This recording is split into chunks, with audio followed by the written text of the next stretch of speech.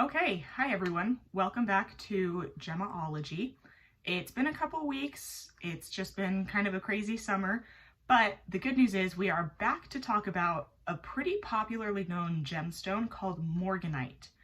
Now, Morganite is still part of our series on beryl. In essence, if this is helpful to remember, Morganite essentially is emerald that is pink.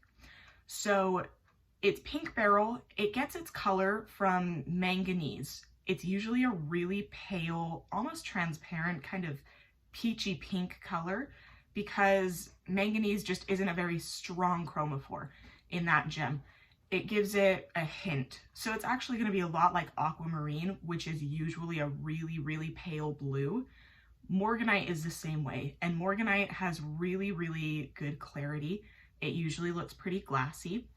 And so again, it's kind of hard to see that pink color, but that's why a lot of people like it. It's sort of secretly pink. Morganite is also usually found in really large quantities. It's found in big chunks and big stones. And for this reason, it's a really, really cheap gemstone.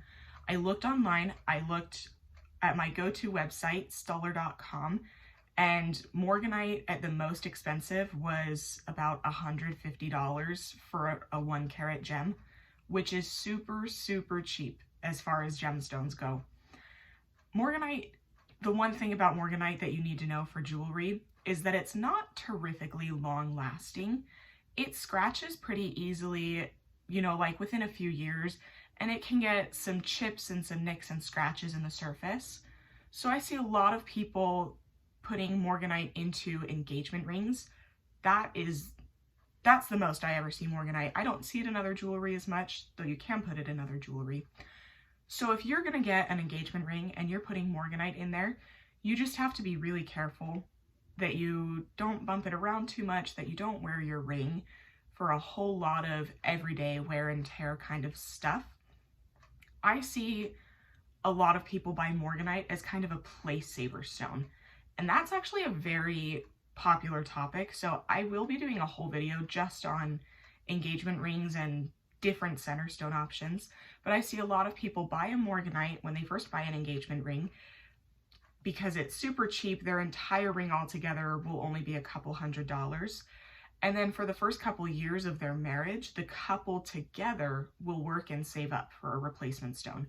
So the Morganite really is that kind of placeholder, that temporary engagement stone. And then once you replace your ring with some other stone like a diamond or something, a lot of people will then put the Morganite into a necklace or a bracelet or something, and it's often an anniversary gift, is that upgrade. So there's not a whole lot else about Morganite. The care and keeping for Morganite is going to be the same as pretty much anything in the beryl family. If you have a piece of jewelry with Morganite in it, wash it with soapy, warm water, use a really soft, like microfiber cloth to clean it afterwards. And that'll help keep it really clean, really clear, really bright. But the fact of the matter is, you just can't avoid the wear and tear that happens to a lot of beryl jewelry. It's inevitable, and that's okay. There's nothing wrong with that. It just means that it's not quite as durable, it's not quite as long lasting as some of the other gemstones out there. So that'll be it for Morganite. Next week, we'll start talking about some other colors. We're gonna try to get a little creative and I'm gonna see if I can find some different colors of beryl that not a lot of people talk about or not a lot of people know about. So we really are gonna mix things up.